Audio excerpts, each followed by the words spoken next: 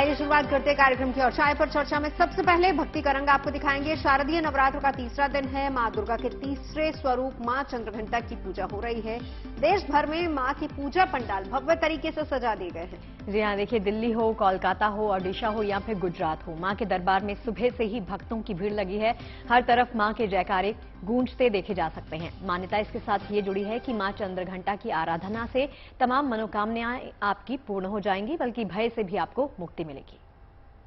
दर्शन बहुत अच्छे हुए, इसका बहुत अच्छा लगा। माता का बहुत बहुत आभार है हमारे पे। और नवरात्रों में हमेशा आता हूँ। माँ की बड़ी कृपा रहती है, माता रानी की बड़ी अपरंपार कृपा है माता रानी की, और बहुत कुछ मिला है मुझे यहाँ से माता रानी के। इसलिए माता रानी की बड़ी कृपा रहती है और सुबह सुबह मंगला आरती में आने से बड़ा ही सुकून प्राप्त होता है। कहा जाता है कि देवी के स्वरूप की उपासना जन्म जन्म के पाप और कष्टों से मुक्ति दिला सकती है। ऐसा माना जाता है कि माता चंद्रघंटा की पूजा से न सिर्फ भय से मुक्ति मिल जाती है, बल्कि साहस और शक्ति में भी अपार वृद्धि होती है। देवी का जो तीसरा स्वरूप है वो स्वरूप है माता चंद्रघंटा का। माता चंद्रघंटा को चंद्रघंटा माता इसलिए कहते हैं क्योंकि इनके मस्तक पर घंटे के आकार का बड़ा सा चंद्रमा स्थित है। अब देखिए, माता चंद्रघंटा जो हैं वो शक्ति की और सिद्धि की देवी हैं, बहुत ही शक्तिशाली। और जब आप माता चंद्रघंटा की पूजा करते हैं तो आपको सिद्धियों का अनुभव होने लगता है। बहुत सारे लोगों को खुशबू का अनुभव होता है, बहुत सारे लोगों को मधुर ध्वनि सुनाई देने लगती है। इसका मतलब यह है कि आप साधना ठीक तरीके से कर रहे हैं और सिद्धियों का अनुभव आपको हो सकता है। यूं तो नवरात्रि के पूरे 9 दिन का विशेष महत्व है। नवरात्रि के 9 दिन देवी के अलग अलग रूपों की उपासना की जाती है। जो व्यक्ति श्रद्धा और भक्ति भाव के साथ मां की आराधना करता है उसे मनचाहा वरदान देती है आदिशक्ति मां Jagdamba. Bureau report, good news today.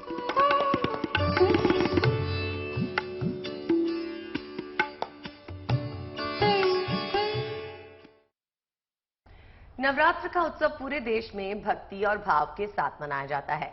आस्था के अलग अलग रंग हम आपको दिखा रहे हैं।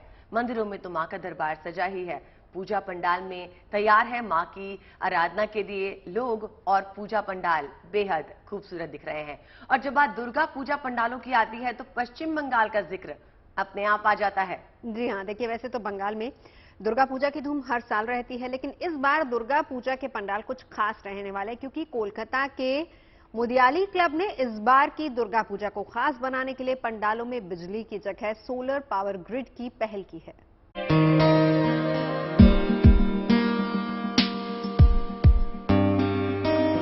बाहर से जितना आकर्षक, अंदर से उतना ही भव्य। पंडाल के बाहर की खूबसूरती आपको अंदर आने के लिए मजबूर करेगी, और जैसे ही आप अंदर आएंगे भव्यता और दिव्यता के सागर में गोते लगाने लगेंगे। पंडाल की कारीगरी और नक्काशी आपका मन मोह लेगी, तो मां दुर्गा की आकर्षक छवि आपके दिल में उतर जाएगी।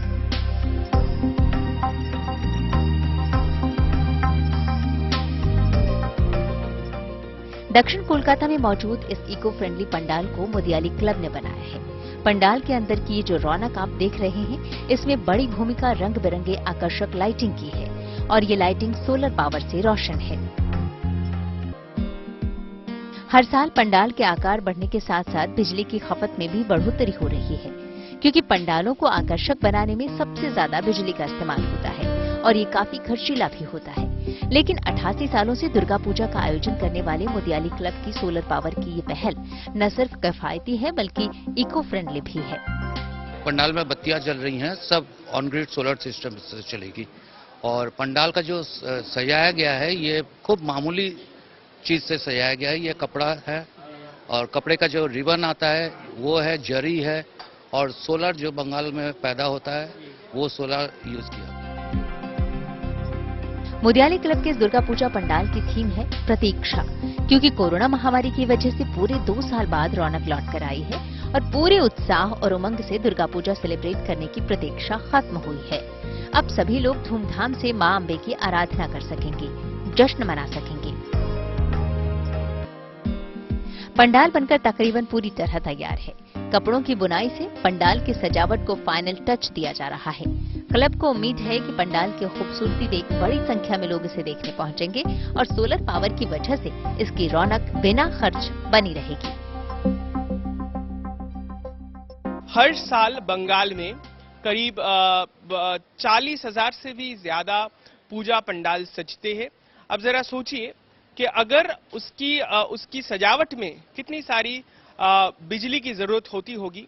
अगर इस पहल को, इस कदम को हर कोई अपनाए कि सोलर पावर के जरिए तमाम जो पैनल है उसकी सजावट में वो उसको इस्तेमाल वो कर पाए, तो ये पर्यावरण की रक्षा के लिए एक अहम और ठोस कदम जरूर होगी। कैमरा पर्सन किरणजीत दास के साथ ऋतिक, कोलकाता से GNT के लिए। और चलिए अब बात करते हैं लता मंगेशकर जी की, एक ऐसी शख्सियत जो खुद में भारत, भारतीयता और भारतीय संगीत का संगम खुद में समेटे हुए है। वो आज हमारे बीच में तो नहीं है, लेकिन उनकी आवाज आज भी संवेदनाओं को सहलाती है। उनकी याद में आज अयोध्या में लता चौक का लोकार्पण भी किया गया है। सुर साम्राज्ञी लता मंगेशकर का आज जन्मदिन है। पूरा देश उन्हें आज याद कर रहा है और अयोध्या में दीदी को समर्पित चौक के जरिए उन्हें श्रद्धांजलि दी जा रही है। इस चौक पर एक 14 टन की वीणा की स्थापना की गई है।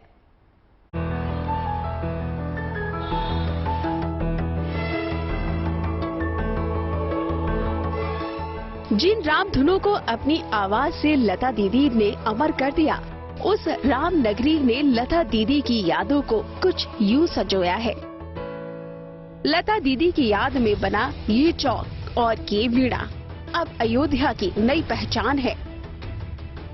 और इस चौक पर बने छोटे छोटे ऐसे 92 कमल के फूल लता दीदी की जिंदगी की मुकम्मल कहानियां हैं। चौक परिसर में सरोवर के प्रवाहमय जल में संगमरमर से बने 92 श्वेत कमल लता जी की जीवन अवधि को दर्शा रहे हैं। मैं इस अभिनव प्रयास के लिए योगी जी की सरकार का, अयोध्या विकास प्राधिकरण का और अयोध्या की जनता का हृदय से अभिनंदन करता हूं। रामधुन में मगन रहने वाली अयोध्या के लिए ये सुरों को समर्पित ऐसा स्मारक है जहां आध्यात्म की झलक भी दिखाई देती है और सुरों की स्वर लहरियां भी है। इस चौक को करीब 8 करोड़ रुपए की लागत से बनाया गया था। लता दीदी के दुनिया छोड़ जाने के बाद सीएम योगी ने लता दीदी की याद में इस स्मारक के निर्माण का ऐलान किया था, जो आज साकार हो गया है। आपने देखा होगा कि लता दीदी की मूर्ति नहीं, लेकिन जिस वीणा का उन्होंने जीवन पर्यंत साधना की, उस वीणा के माध्यम से लता दीदी को श्रद्धांजलि देने का कार्य हुआ है।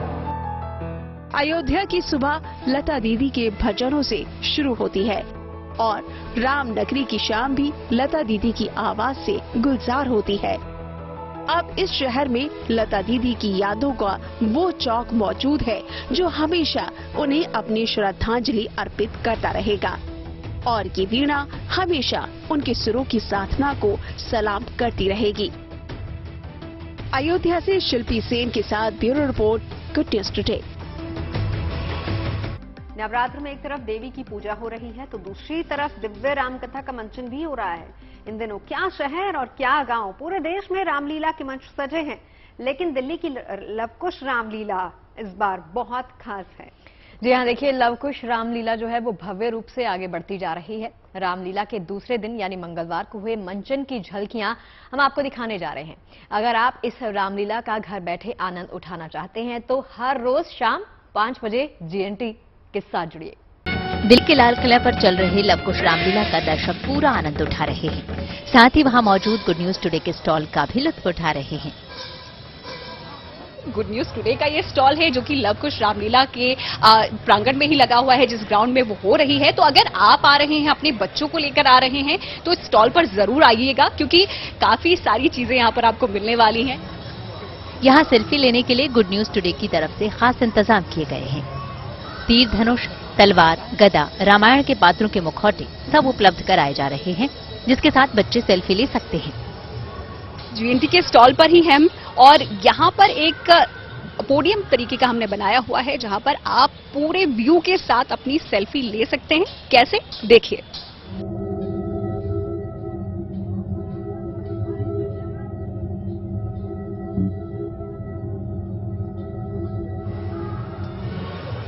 GNT स्टॉल के साथ ही यहाँ भूख मिटाने का भी पुख्ता प्रबंध है।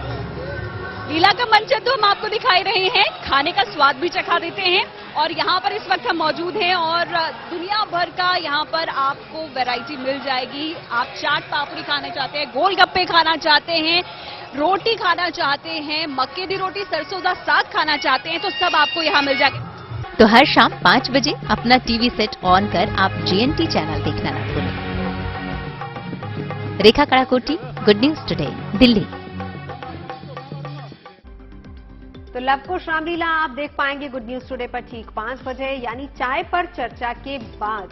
लेकिन उससे पहले जरा हम लिए चलते हैं। इस वक्त रंजना मेरी सहयोगी हमारे साथ इस वक्त जुड़ चुकी हैं लवकुश रामलीला से ही, क्योंकि हालांकि वक्त तो 6 बजे का है रंजना, लेकिन तैयारियां पहले से शुरू हो जाती हैं। कितने कलाकार वहां पर पहुंचे हैं, क्या कुछ आप अभी देख पा रही हैं वहां? बिल्कुल सही कहा नवजोत आपने, तैयारियां पहले से शुरू हो जाती हैं और तैयारियां तो महीनों से चली आ रही हैं। आप भी पहले दिन यहां पर मौजूद थी, लेकिन फिलहाल मैं पीछे का थोड़ा सा नजारा आप लोगों को दिखाना चाहूंगी कि अभी जो साफ सफाई का काम है वो हो रहा है, क्योंकि कल भी उत्सव के ढेरों रंग देखने को मिले थे। हालांकि 27 तारीख से ही रामलीला की शुरुआत यहां पर हो चुकी है, लेकिन वो देखिए पीछे जो देख सकेंगे कि पूरा मंच सज गया है, सिंहासन वहां पर लगाए गए 3 अलग अलग और पिलर्स लगाए जा रहे हैं। तो पूरा स्वरूप जो है वो एकदम महल का दिया जा रहा है और 3 लेयर्स में तो इस मंच को बनाया ही गया, हम सभी को पता है। लेकिन सबसे खास बात यह है कि अभी यहां पर एंट्री लोगों को नहीं दी गई है, लेकिन मैं बाहर से आ रही थी नवजोत, इतनी भीड़ थी, इतनी रश थी और मौसम देखिए कितना गर्म हो रहा है, धूप हो रही है, लेकिन लोगों का जो एक्साइटमेंट है वो साफ तौर पर देखने को मिलता है। और शायद यही वजह है कि 2 साल बाद जब रामलीला एक बार फिर से लौटी है, लोग बहुत खुश नजर आ रहे हैं। जी रंजना, अभी धीरे धीरे जैसे हम ज्यादा शाम की तरफ ढलते जाएंगे तो भीड़ आई थिंक आपके पीछे बढ़ती जाएगी। अभी तो बहुत कम लोग हम देख पा रहे हैं। तो कुछ एक्टर्स का पता चला है, क्योंकि हमने सुना है, नवजोत भी वहां गई थी, कि हर रोज कलाकार चेंज हो रहे हैं। तो आज कौन कौन से पात्र यहाँ पर आप देख सकती हैं, कुछ पता चला है? बिल्कुल बिल्कुल, देखिए मैं उस एक्साइटमेंट की बात कर रही थी। न सिर्फ आर्टिस्ट जो प्रोफेशनल किरदारों को निभाते हैं, उसके अलावा कई कैबिनेट मंत्री हैं और अन्य पार्टियों के मंत्री हैं जो यहां पर पहुंचेंगे। अश्विनी चौबे केंद्रीय मंत्री, उनके आज पहुंचने का यहां पर कार्यक्रम है। विजेंद्र गुप्ता जो MLA वो भी यहां पहुंचेंगे और अलग अलग, अश्विनी चौबे आपको बता दूं कि महर्षि विश्वकर्मा के किरदार में नजर आएंगे, तो वहीं विजेंद्र गुप्ता सीता के पिता जनक के किरदार में नजर आएंगे और उनसे भी हम बातचीत करेंगे। बहुत शुक्रिया आपका हमारे साथ जुड़ने के लिए। और अब रुक करते हैं महाकाल की नगरी उज्जैन का, जहां पहली बार शिवराज कैबिनेट की बैठक हुई और ये बैठक अब चर्चा का विषय बन गई है। वजह यह है कि इस बैठक में मुख्य कुर्सी पर मुख्यमंत्री शिवराज सिंह चौहान नहीं बल्कि खुद महाकाल विराजमान थे।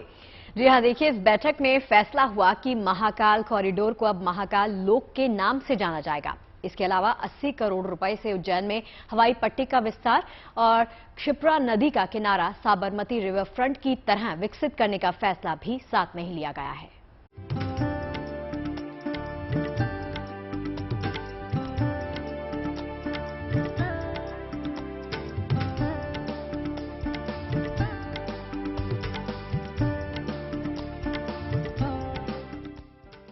महाकाल की नगरी उज्जैन और उज्जैन में हुई शिवराज कैबिनेट की बैठक में लिए गए फैसले तो चर्चा में हैं ही, लेकिन ये बैठक एक और वजह से खास है। पहले इस तस्वीर को देखिए।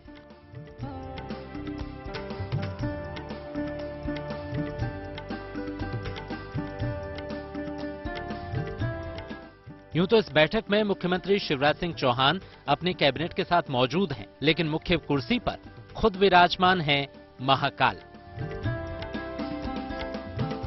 इस मौके पर मुख्यमंत्री शिवराज सिंह चौहान कहते नजर आए, महाकाल यहाँ के राजा, हम सेवक। मौत की सहमति बन रही है महाकाल लोक, तो उनकी पूरी लीलाएं हैं इसमें, तो एक नया लोक। उज्जैन में हुई इस कैबिनेट बैठक में महाकाल कॉरिडोर से जुड़े हुए कई अहम फैसले लिए गए, जिसमें हवाई पट्टी के विस्तारीकरण से लेकर क्षिप्रा नदी के अविरल बहाव को बनाए रखने के लिए नदी का किनारा साबरमती रिवर फ्रंट की तरह विकसित करने का भी फैसला लिया गया। कॉरिडोर में प्रवेश के लिए 3 द्वार रहेंगे, नंदी द्वार, पिनाकी द्वार, नीलकंठ द्वार। नंदी द्वार में 10 दिक्पाल, 8 पिलर, 8 नदियों की आकृतियां उकेरी गई हैं। पूरे कॉरिडोर में 190 मूर्तियां हैं। कॉरिडोर में राजस्थान के पत्थरों और रीइंफोर्स्ड प्लास्टिक का इस्तेमाल किया गया है, जो करीब 100 साल चलेगा। गुड न्यूज ये है कि महाकाल कॉरिडोर के निर्माण का पहला चरण पूरा हो चुका है। अब इंतजार अगले महीने का है, जब इसका लोकार्पण होगा। Sandeep Kulshreshtha, Ujjain, good news today. Risha Gupta, ये बताइए कि इलेक्ट्रिक गाड़ी का सपना अब साकार होने वाला है। कुछ आप लोगों की प्लानिंग इलेक्ट्रिक कार खरीदने की? जब तक आ नहीं जाता तब तक तो I think it won't be practical.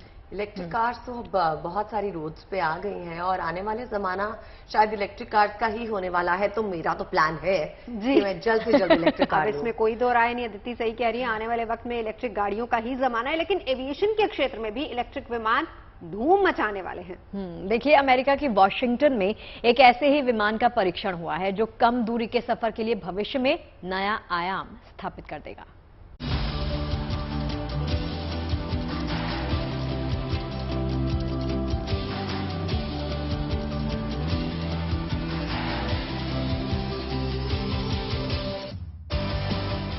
ये भविष्य की उड़ान है। ये प्रदूषण से मुक्ति का उपाय है। ये पृथ्वी को बचाने की कोशिश है। ये विमान न तो धुआं करता है और ना ही शोर, क्योंकि ये पूरी तरह से इलेक्ट्रिक विमान है। सिर्फ 1 घंटे की चार्जिंग में ही ये 275 किलोमीटर तक का सफर तय कर सकता है। इस विमान को बनाने वाली कंपनी इसके चार्जिंग के समय को और कम करने पर भी काम कर रही है। इस एयरक्राफ्ट को नाम दिया गया है एलिस, जिसे अमेरिका के एविएशन कंपनी ने लॉन्च किया है और इसका पहली बार अमेरिका के वाशिंगटन के मॉसेस लेक इंटरनेशनल एयरपोर्ट पर परीक्षण किया गया। विमान ने महज 8 मिनट के लिए उड़ान भरी और देखते ही देखते 3,500 फीट की ऊंचाई तक पहुंच गया। इस दौरान इसने 275 किलोमीटर की रफ्तार भी हासिल की। Again, today Aviation flew Alice, our all-electric commuter aircraft for the first time. The aircraft, it was just a wonderful experience for everyone who was here. We were able to witness history in the making. The flight lasted for 8 minutes. We flew 3,500 feet in altitude, and we were able to complete our test plan exactly as we intended to. Company का कहना है कि ये विमान कोई carbon उत्सर्जन नहीं करता और आवाज भी काफी कम करता है। यही नहीं, इसका संचालन भी काफी किफायती है। अमेरिकी कंपनी का मानना है कि ये विमान कम दूरी के सफर के लिए वरदान साबित होने वाला है और इसी सोच के साथ इस विमान का निर्माण भी किया गया है, ताकि 150 से 250 मील का सफर करने वाले यात्री इसका आसानी से इस्तेमाल कर सके। Bureau report, good news today. जिंदगी में धूप छांव लगी रहती है, लेकिन धूप का मजा भी छांव के बाद ही आता है और छांव की अहमियत भी धूप के बाद ही पता चलती है। वाह वाह अदिति, क्या बात है। देखिए, हमारे त्योहार भी तो इसीलिए आते हैं ना, ताकि जिंदगी में आशा का दिया इसी तरह से जलता रहे। अभी तो फेस्टिवल की शुरुआत हुई है, आगे आगे देखिए मजा दोगुना होने वाला है फेस्टिवल का भी और चाय का भी। कल मिलते हैं 4 बजे गुड न्यूज टुडे पर।